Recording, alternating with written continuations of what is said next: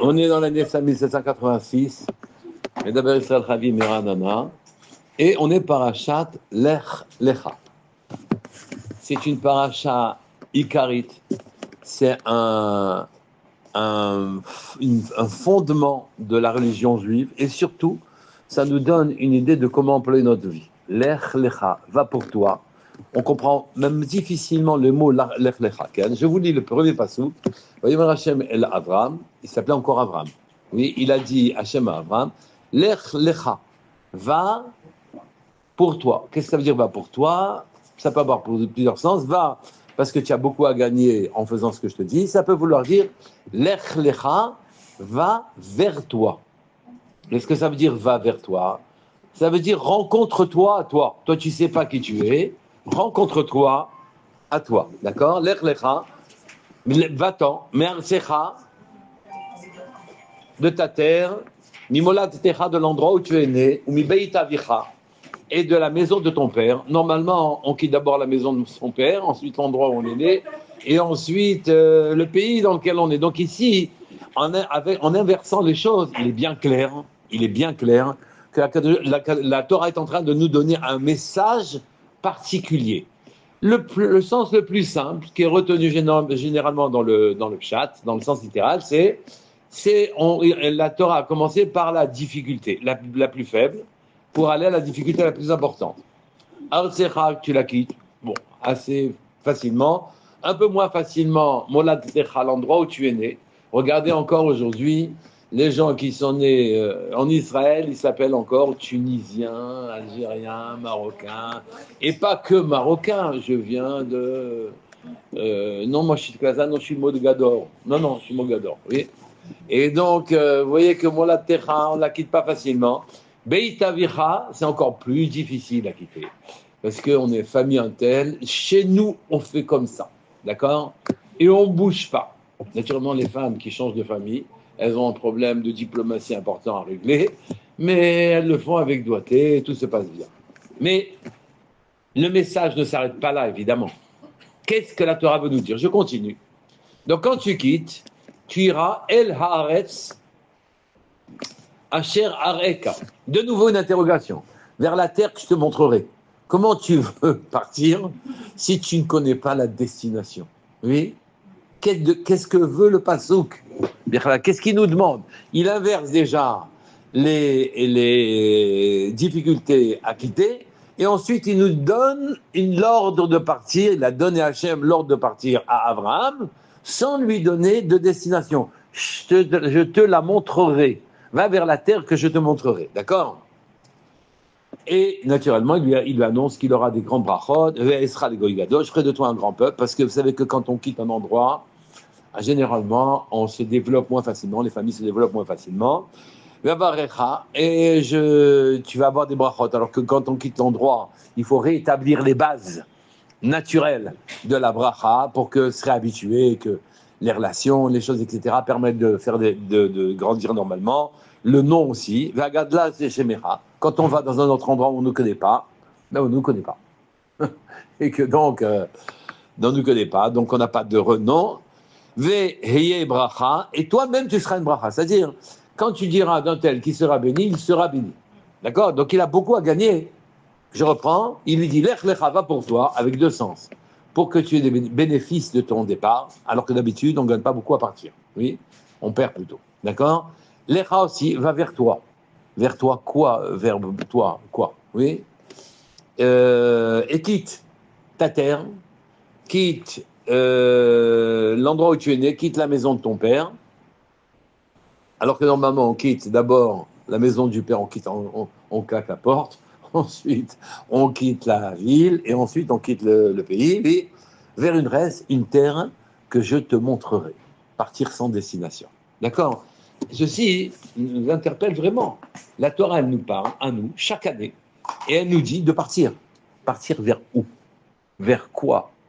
Et on ne sait pas exactement, d'accord? Hein? Il est marié depuis beaucoup d'années avec elle et il n'a pas d'enfant.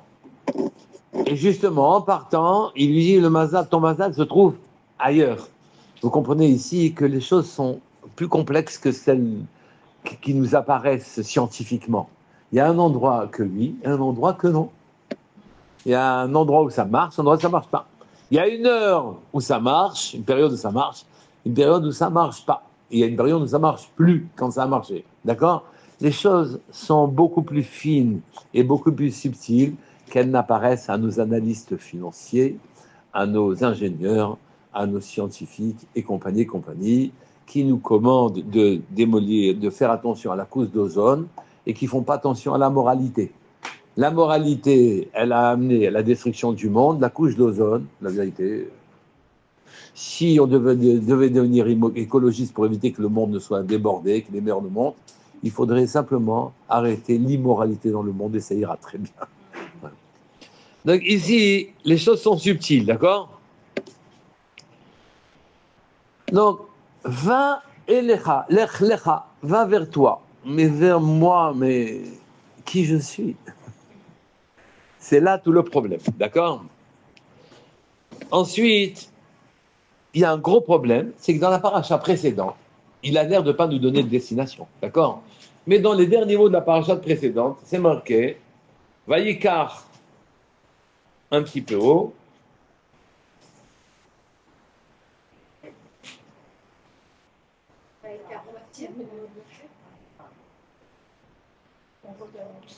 voilà, Vayikar Terach et Abraham.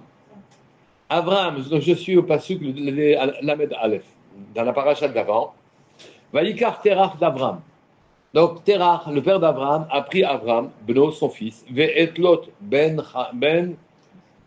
Haran, et Lot, Haran est mort, d'accord? Il a pris son petit-fils, son fils, qui est le fils d'Haran, Ben Beno, son petit-fils, Ve'et Sarai, Kalato, et Sarah, qui était la femme d'Abraham, il les a pris, ils sont sortis, et chez d'Abraham, Beno, Vaïs ou Itam, mais Ur Kazim. Et il les a fait partir de l'endroit Ur Kazim où, là-bas, Nimrod avait jeté dans la fournaise ardente Abraham, car il ne voulait pas, Abraham, abdiquer, laisser tomber, il ne voulait pas laisser tomber l'Avodazara. D'accord? Quand j'étais petit,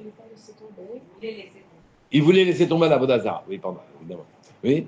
Quand j'étais petit, on dit qu'il était il a 5 ans, son père avait un commerce d'idoles très florissant, gagnait bien sa vie avec, oui. Il vendait des idoles, et un jour, il est rentré à la maison, toutes les idoles étaient cassées, et il a son fils qui a cassé, il a dit non, ils se sont disputés, les idoles. Il y avait, alors chez les Sfaradim, il y avait un seul plat de couscous pour tout le monde, et donc les idoles, elles avaient besoin de manger, elles se sont disputées. Chez les Ashkenazim, c'est le tchount, oui, c'est chacun avec sa version, mais ça revient à peu près au même, d'accord? Les idoles se sont tapées dessus, elles se sont toutes cassées. Ton père dit, petit fou, qu'est-ce que tu me racontes? Oui. Alors, si tu penses qu'elles sont pas capables de se disputer, pourquoi tu crois en elles? Et son père a dénoncé à Nimrod Abraham, et il a refusé d'abandonner. Hein? Hein?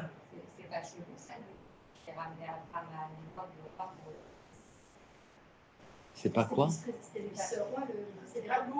C'est pas louche. Ah. Oui, ben c'est pas bien, oui. Mais il y croyait, il y croyait. Oui, oui. À la fin de sa vie, il fera tchouva. Donc ça va. Et sa mère, elle était sa mère. À qui? Abraham, tout est parti avec lui. On a tout recommencé. Lech lecha, c'est une nouvelle vie. Je continue. Donc il les a pris, c'est pas ça que je voulais vous montrer ici. Ils sont partis de Ur-Kazim. Après cet épisode où ils se sont disputés avec Nimrod, ils sont partis de Ur-Kazim. Là, et naturellement, le frère d'Abraham est mort. Il a été jeté dans la fournaise, il est mort. Abraham lui a survécu. La lechet arsa Kenaan, pour aller en terre de Canaan. Donc ça, la destination a été donnée quand ils sont partis de Ur-Kazim. Oui, ils se sont arrêtés à Haran, c'est vrai, mais ils étaient sur le chemin de Eretz Canaan. Donc il y avait une destination qui était donnée. Pourquoi maintenant, dans notre passage, c'est marqué à nous, et la Hares Asher Areka? Oui. Et donc c'est une grande question. Oui, ils partirent de Ur-Kazim, ils s'y sont arrêtés à Haran pendant de nombreuses années. Là-bas, d'ailleurs, après le départ d'Abraham de Haran, il va rester Nimrod 60 ans. D'accord? Et là-bas, il est mort le père d'Abraham, Terach, oui, et il a vécu 60 ans après qu'Abraham l'ait quitté. Rachid dit, Terach, oui, je dis n'importe quoi en ce moment, c'est ça. Ok. Terach est mort à Haran. Il est resté 60 ans après le départ de Abraham de Haran, quand Akadosh Baruch Hu a donné l'ordre à Abraham de quitter Haran pour aller vers une terre, lui, qui lui montrerait. Or, on savait depuis le début que leur destination, quand ils ont quitté Ur Kasdim, c'était Eretz Kenan. Donc ici, il y a une question. Au passage, d'ailleurs, on dit, quand il est sorti Abraham, qu'il était mort. Qui? Terach. Oui. Le dernier passé. Et oui, mais je voulais le dernier passage, Vayomer Hachem El Avram, Lech Lecha, juste avant c'était marqué, oui, Vayehu Yeme Terach Chamesh Shanim, ou Matayim Shana, Vayamot Terach Becharan. Or, et après c'est marqué Lech Lecha, oui, or, au moment où Akadosh Baruch Hu a dit à Abraham, Lech Lecha va pour toi, il était vivant, Terach, car il a vécu 60 ans. Pourquoi le pasuk le tue? Oui, en sachant qu'il va vivre 60 ans, au passage, il y a une leçon de savoir-vivre, avant les grandes leçons qu'on va recevoir maintenant. Oui. C'est-à-dire qu'à jour qu'on n'a pas voulu qu'on fasse une grande publicité sur le départ d'Abraham, parce que c'est comme s'il avait abandonné son père.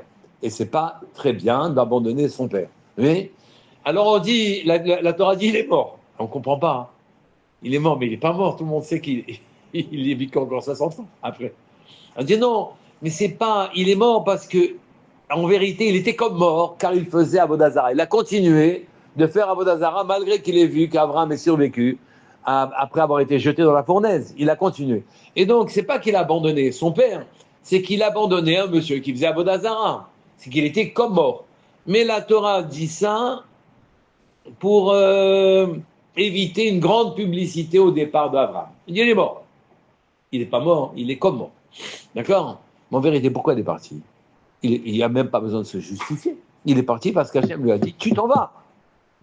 Alors, qu'on nous dise clairement, il est parti parce qu'Hachem lui a dit, qui va reprocher à Abraham de partir quand il lui dit, tu t'en vas pour toi? Pour toi, ça veut dire aussi, oui, ta famille, tu la mets de côté. Il y a des moments où on met même la famille de côté.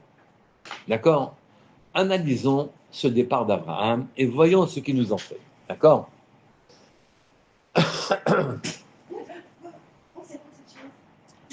Qu'est-ce que c'est? C'est pas grave, c'est pas grave. On change de chaise. C'est pas grave. Elle a eu peur. Oui.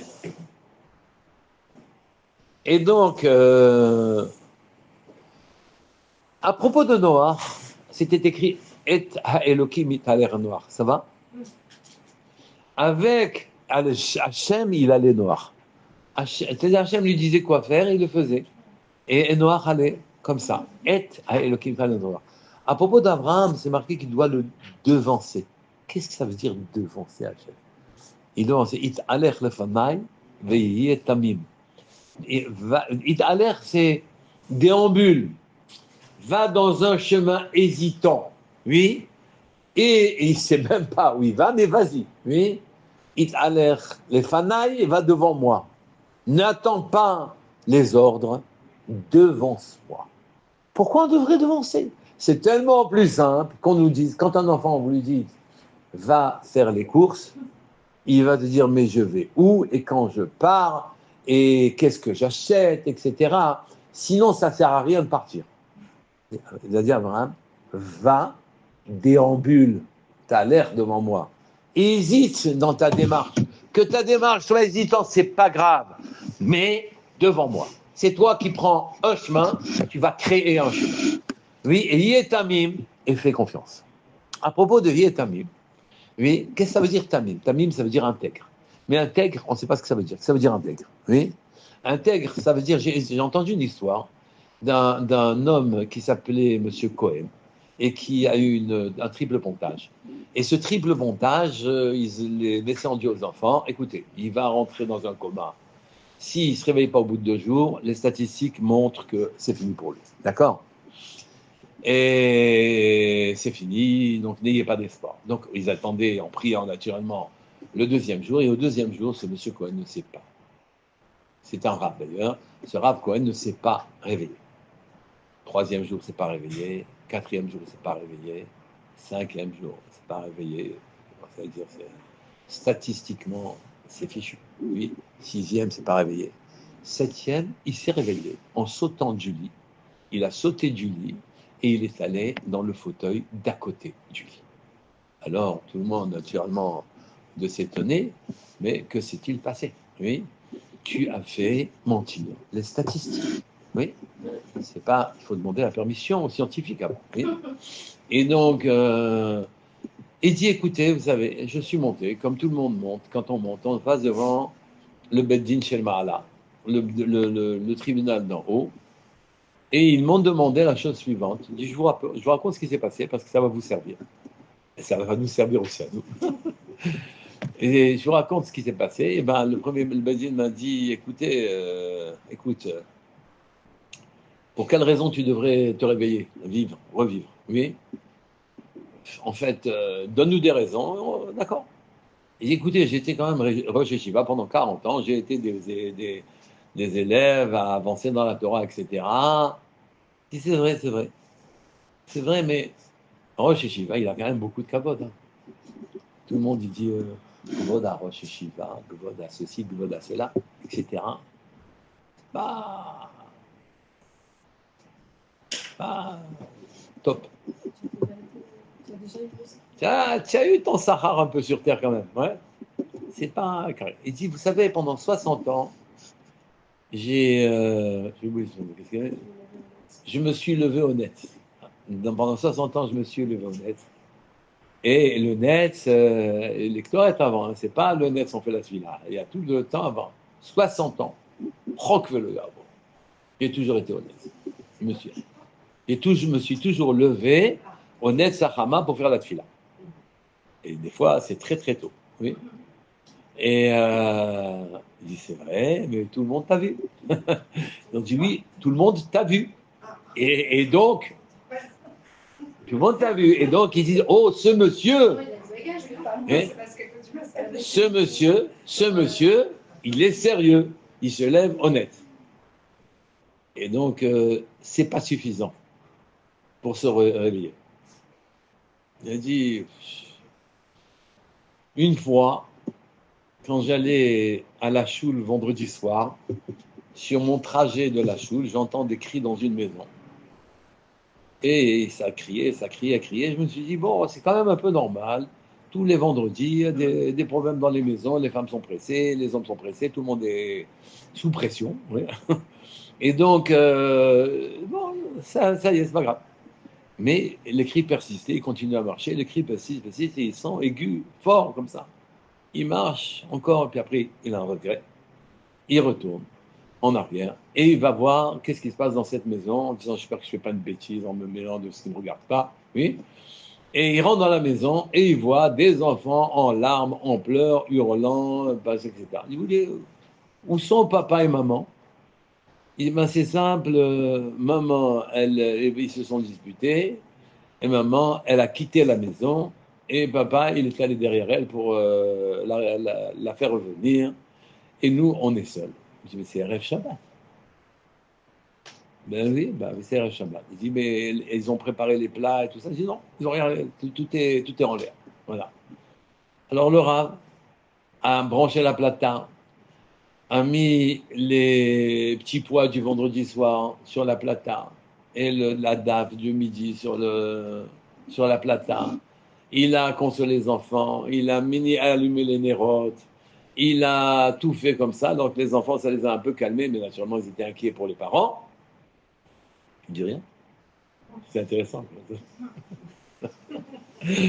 Ils étaient inquiets pour les parents. Et finalement, une fois qu'il a tout fait, les parents reviennent à la maison. Comme un bouquet de fleurs, Erev Shabbat, Leil Shabbat. Il faisait nuit déjà. Bon, il dit, Adkad, j'ai fait ce que je pouvais. Maintenant, je ne veux pas discuter avec vous, ça ne me regarde pas. Je m'en vais. Il s'en va. naturellement, il n'y avait plus de minyanim, ni rien du tout. Il a fait la tfila discrètement, biridout, dans sa synagogue. Voilà, à fin de l'affaire. Il rentre à la maison, il fait qu'il douche, tout va bien, ça tient un peu tardé. Il dit oui, tu sais, j'ai été obligé de m'occuper de certaines choses, etc. Et il n'a jamais dit ça à personne. Il dit voilà, peut-être ça. Ah, les Dayanim disent ça, c'est bien. Tu sais quoi, on va te donner 21 ans de vie. Il avait 70 ans, une histoire vraie. Il avait 70 ans au moment de l'opération. Il est neftar à 91 ans. Oui. Et il dit, mais pourquoi tu as sauté? Il dit, parce qu'ils m'ont dit, saute de ce lit de mort, sois ailleurs. Alors, naturellement, j'ai bondi vers le fauteuil pour abandonner. Vous voyez, quand on vous dit, ça c'est tamim, intègre. Tu le fais pas parce que tu as un intérêt. Et nous avons très souvent un intérêt. C'est très rare que nous fassions quoi que ce soit sans un intérêt terrestre. La charité, la gentillesse, les machins, il se cache toujours quelque chose derrière. À tel point que la Gemara, Marou Gva, son beau-frère était Nifta, son frère était Nifta. Le mari, la femme de son frère est Nifta. J'espère que c'est ça.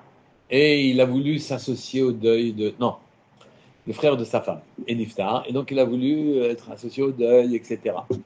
Et donc Rava est venu le voir. Il lui a dit, tu veux t'associer au deuil ou tu veux manger les bons gâteaux que l'on fait au Shiva, et donc, vous voyez ici, ce qu'on craint, ce n'est pas les pensées, c'est les arrière-pensées. Oui. Tout le monde connaît, chez les Ashkenazim, quand Yankel est sur son lit de mort. Oui. Et que sa femme, oui, il est en train de faire un strudel magnifique aux pommes. Et il va partir, tout le monde est là en attendant le départ, oui. Le départ de l'âme. Et il sent le strudel, il dit à sa femme, ma chérie, est-ce que tu peux me donner un dernier bout de ce strudel? La femme lui répond, non, ça c'est pour après.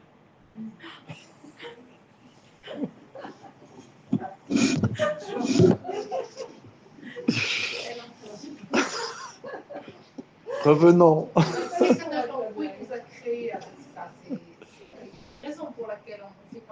Mais parce que sinon on ferait rien du tout. On ferait rien du tout si on n'avait pas tellement d'intérêt. Mais maintenant, on peut très bien comprendre. Vous voyez où se cachent les arrière-pensées. C'est ça que je voulais vous montrer. Hein. Mais, on ferait rien. On ferait rien. Mais on peut quand même faire certaines choses. Ça, c'est tamim. Ça, c'est ça, tamim. Intègre. Parfait. Quand on fait la tuila, par exemple. Ouais. On va, continuons, c'est le chemin. De toute façon, je suis en train de vous préparer au chemin. D'accord? Et donc, vous avez compris, Noach, il allait avec Hachem, il lui disait quoi faire. Il le faisait, comme un grand sadique. C'est à propos d'Abraham, c'est pas écrit tellement sadique, c'est marqué tamim.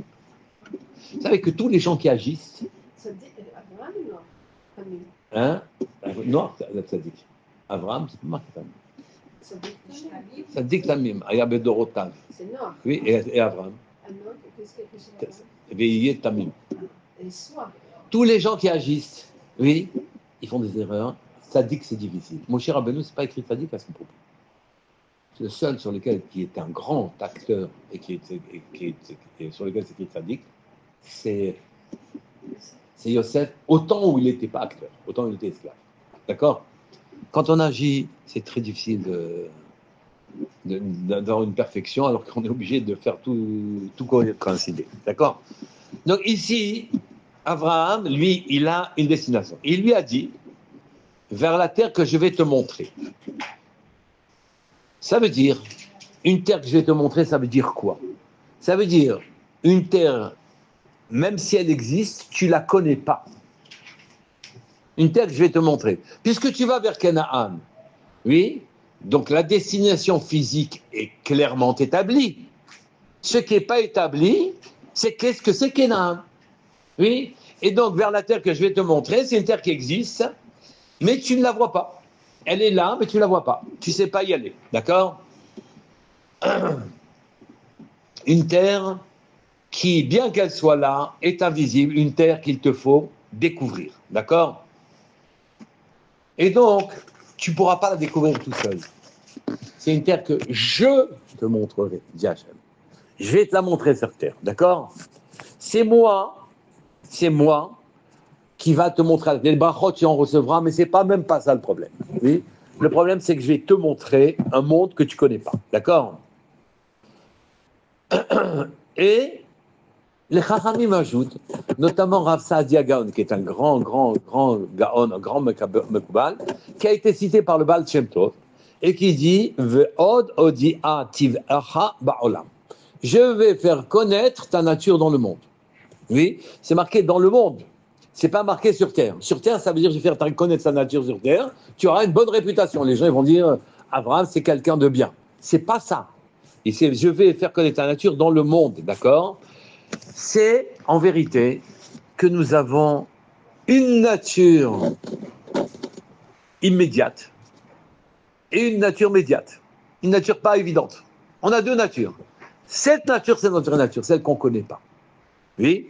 Et les Chachamim disent clairement que nous sommes, c'est toujours Rav Saadia Gaon, qui dit toujours, le Ikar de la création de l'homme, le principe même de la création de l'homme, oui, à l'homme, c'est qu'il casse sa nature. Comme on casse une noix, le fruit il est à l'intérieur.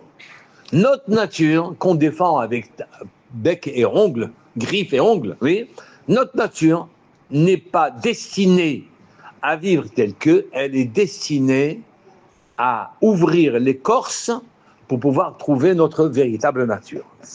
On est sur Terre pour casser tout ce que nous avons comme mauvais traits de caractère. On n'est pas là pour autre chose. Donc toutes les occasions et péripéties d'existence nous donnent les occasions de casser ce qui est mauvais en nous. Tout événement ne sont là que pour ça. Éliminer les mauvais traits de caractère, et c'est pour ça qu'on est né.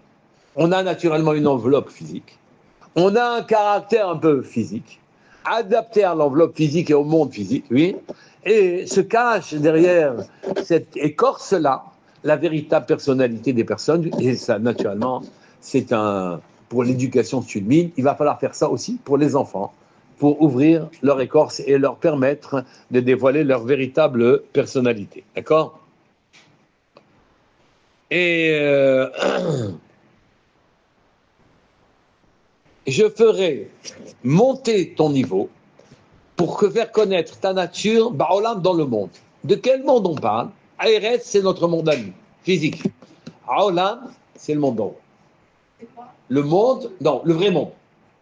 Vous savez que ici, le monde, c'est comme une plateforme, mais il y a une logistique gigantesque autour de nous, dont on est absolument inconscient. Des milliers de malachim tournent autour de nous pour pouvoir faire arriver tel et tel événement. D'accord? Je ferai connaître ta nature, même chez les anges. Ta nature sera connue dans le monde entier. Oui, il montera dans le monde d'en haut, et c'est là-haut que je ferai connaître ta nature. Ta nature vraie. Donc on a commencé à comprendre ce que dit ce pasouk. Il n'y a que moi, Hachem, qui va te montrer comment la véritable terre dans laquelle tu vas vivre. Tu vas aller vers Canaan, certes, mais tu ne sais pas ce que c'est Canaan. Et sur cette terre là-bas, ta profondeur et ta nature et tes potentialités vont être dévoilées. C'est quelle passion, là-bas? Ben, le premier, Lech Lecha. Lech Lecha. Me'arsecha el haaretz asher areka. La terre que je te montrerai. Mais comment tu veux qu'il parle, il ne sait même pas où il va. Oui? Mais ta mère aussi, c'était pas registre. Non, c'est après. Ah, c'est ça, j'ai cherché. Non, c'est après. D'accord? En vérité, si tu acceptes le principe de quitter ta vision, tes visées matérielles, rien que d'accepter le principe, de quitter les visées matérielles, de faire le premier pas, d'accord? Alors je t'ouvrirai un chemin que tu ne peux pas connaître. Oui? Tes pieds vont te diriger dans une vie, un monde qui est le vrai monde de Canaan. Tes pieds physiques vont diriger vers Canaan physique, mais Canaan, tu ne sais pas ce que c'est. Là-bas, il y a une grandeur. Cette grandeur, elle t'attend là-bas. Oui. Et là-bas, je vais te diriger. Tu ne pourras l'acquérir que quand tu acceptes de partir sans destination. Encore une fois, après ce que je vous ai raconté comme histoire, c'est logique. Oui. Si j'ai une destination, c'est bon, c'est fichu. Parce que je suis en train de tout ramener à la matière. Si je sais déjà la destination où je vais, puisque je peux l'envisager, je peux cristalliser cette ambition, je peux rêver de cette destination, c'est que j'ai une destination terrestre. Et donc j'y vais pour mon intérêt en quelque sorte. Et que je vous dis non, va vers l'inconnu. N'aie pas de destination. C'est moi qui va te donner, puisque tu vas avoir un vide, dans ce vide-là, je vais rentrer ton véritable monde. Et tu vas rentrer ta véritable nature et ta véritable personnalité. Donc on ne peut pas connaître ce monde que si on part sans avoir d'indication ni de destination. El arrête Asher Areka. D'accord? Il n'y a que comme ça que tu pourras acquérir ta véritable nature. Tu m'as abandonné. D'accord? Il n'y a que comme ça que, si un peu. Il n'y a que comme ça que tu peux acquérir ta véritable nature. Il faut que tu avances dans l'inconnu, sur l'ordre divin, oui, et que tu te projettes pas, car tout projet te ramène à ce que ce malheureux monsieur Cohen avait tenté de revivre parce que ceci ou parce que cela, mais il y avait du kavod qui gênait à droite à gauche. Entendez, il y avait un intérêt quelconque. Oui, il y a un intérêt terrestre quelconque, c'est fini, on reste terrestre. Il faut être sans aucune espèce d'intérêt. Et à ce moment-là, le potentiel, les portes du vrai monde s'ouvrent. Sans aucun espèce d'intérêt. Et la terre que peut montrer que Hachem, je ne peux pas l'envisager. Les mondes d'en haut, je ne peux pas les envisager. J'attends qu'Hachem, lui, me les montre. Et donc, il devait pour ça quitter sa terre. Oui. Il devait pour ça quitter les fonctionnements, les coutumes familiales, etc. Oui. Peu importe qu'il soit marocain ou ashkénaze. Oui. Peu importe quel est le rave qui va le guider. Peu importe les minhagim particuliers qu'ils avaient à la maison. Nous, le vendredi, on ne mange que des boulettes. Oui. Et c'est ah bon, oui, on ne peut pas s'amuser avec les boulettes du vendredi. D'accord? Le Chidush Harim ajoute quelque chose qui est très important. Quand on te dit Lech Lecha, quitte pour aller vers toi. Maintenant, vous comprenez l'expression pour aller vers toi, pour te découvrir, pour savoir qui tu es. On ne sait pas qui on est. Parce qu'on s'est tellement établi dans un monde matériel qu'on se regarde qu'en miroir des choses matérielles. Les choses matérielles me regardent et moi je regarde les choses matérielles. Et donc, je fais vivre les choses matérielles par mon regard et les choses matérielles me renvoient une vie matérielle. D'accord? C'est clair? C'est clair? Et je dois sortir de ce cercle de manière, et tous les juifs d'une manière générale ont la capacité de le faire. Je n'ai pas dit que c'est facile. J'ai dit ont la capacité de le faire. D'accord? Quitte pour te connaître en vrai, et en vérité, vous comprenez maintenant le passouk, Lech lecha be'artsecha. Oui? Et artsecha, c'est ta terre. Pourquoi ça a commencé par artsecha? Artsecha, ça veut dire ton côté terreux. Oui? En nous, nous sommes fabriqués de 4 éléments. La terre, l'eau, l'air et le feu. D'accord? Le feu qui est l'énergie. D'accord? Des éléments de plus en plus éthérés, de plus en plus immatériels. Et le premier élément, c'est l'élément terre. On est fabriqué en terre, sinon il n'y aurait pas de consistance. On serait comme du poisson, des eaux, quoi, de l'eau. Ça. Et donc cet élément terre, il pèse très lourdement sur notre vision de la vie. On n'arrive pas à voir autre chose que de la terre. Oui. Et quand il a dit, le passouk, quitte l'ech lecha me arsecha, quitte pour aller vers toi, quitte ta terre, quitte ton côté terreux, quitte la manière dont tu as Regev, tu as fait ta motte de terre, tu as une motte de terre, oui. Quitte ça, quitte ta terre à toi. À ta terre, c'est toute cette espèce de pâte dans laquelle tu vis, quitte-la. Mais Artsecha, c'est ton côté terre. Vous savez que l'élémentaire, il fait que on est triste. C'est lourd la terre, les tristesses. On aime les tristesses aussi. On va voir des films où on pleure, on dit c'était super, etc. Et la paresse aussi, la terre, c'est lourd. On est lourd. C'est bien la paresse. Ouais, on traîne. La mélancolie, la tête, tout ça. Après, chaque élément nous donne des qualités et des défauts. L'élémentaire, c'est celui qui nous tire vers le bas, de manière générale. Cet élémentaire nous tire vers le bas. On te dit, quitte la terre. Regarde, tes yeux, qui est quelque chose d'élevé, oui, tu n'arrives pas à détacher ton regard des éléments terreux qui sont autour de toi. Tu fais ton monde avec ce que tu vois. Détache-toi. D'accord? Et vous pourriez m'objecter en disant, d'accord, on se détache, d'accord, mais quoi? Mais on ne sait pas où on va, donc comment ça va aider de se détacher? Eh bien, le seul fait de se détacher, même sans savoir, donc c'est un peu brouillon comme attitude, même sans avoir une destination, même quitter la terre sans aucune logique en soi, sans savoir ce qu'il adviendra, c'est justement suivre une intuition, une intention, une puissance mentale, et que cette intuition, cette intention-là est en train de fabriquer une créature céleste, c'est une création d'un keli, une création d'un instrument qui va permettre de faire descendre une bracha particulière. Je quitte sans aucune attache terrestre, sans savoir ce que je fais ni où je vais, d'accord? Et en quittant comme ça, je crée un keli pour faire descendre la bracha d'Hachem. Oui? Puisque Hachem, je ne peux pas l'envisager, que surtout je ne l'envisage pas. Hein? C'est le principe de Emouna. Puisque je peux pas techniquement, puisque je peux pas envisager Hachem, que surtout que je l'envisage pas.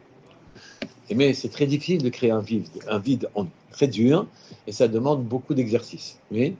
Et donc, si tu fais ça, oui, alors à ce moment-là, dans ce vide de choses terrestres, vont apparaître les choses spirituelles, et ta propre nature va éclore. C'est là-dedans, c'est cette intention de partir sans savoir, pour y aller, cette intention, cette kavana, est le keli qui permet à Hachem de se poser sur nous et de venir nous indiquer notre véritable vie. On part sans connaître le but, on ne connaîtra pas les conséquences, on ne cherche pas à les savoir parce qu'on ne peut même pas les envisager. Et à partir de ce moment-là, un monde nouveau s'ouvre à nous, un monde qui est le véritable monde. C'est ça qu'il a dit à Abraham, El Haaretz Asher Areka. C'est moi qui vais te la montrer, cette terre-là, tu ne peux pas la voir. Oui, tu vas aller en Canaan avec tes pieds vont aller en Canaan. En Canaan, il y a aussi des goïms là-bas, mais ils ne voient rien. Mais toi, tes pieds, s'ils te menaient là-bas, ne verraient pas non plus. Donc, tant que tu es attaché à ton côté terreux, oui, tu n'es pas réellement ouvert à la bracha d'Hachem. D'accord? On dit que Noach, il accompagnait Hachem.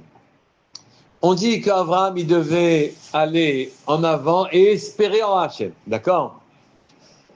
On dit qu'il se prépare à un avenir inconnu avec le Créateur. Et c'est cette dimension-là en lui où il abandonne toute ambition terrestre, parce qu'on est tous des acteurs terrestres. On voit une situation, on se demande comment on peut l'exploiter. Oui? Tous, de toutes les situations. Eh bien, si on abandonne tout cheshbonot, complètement, alors à ce moment-là, on fait descendre la grandeur d'Hachem sur nous. C'est ça, l'ech lecha. Va pour toi pour connaître qui tu es en vérité. Va pour toi, pour déployer ta nature qui est en potentiel totalement invisible et que socialement tu as brimé depuis ta naissance parce qu'on t'éduque à être efficace, on t'éduque à être utile à la société, on ne t'éduque pas à avoir un rapport avec le Créateur et donc tu as tendance à ce que ton point de nature personnelle se restreigne, se réduise, se diminue et arrive à disparaître en nous. Lech lecha, c'est retourne vers cette chose-là. Retourne vers cette chose-là. Voilà ce que je voulais vous dire sur Lech lecha.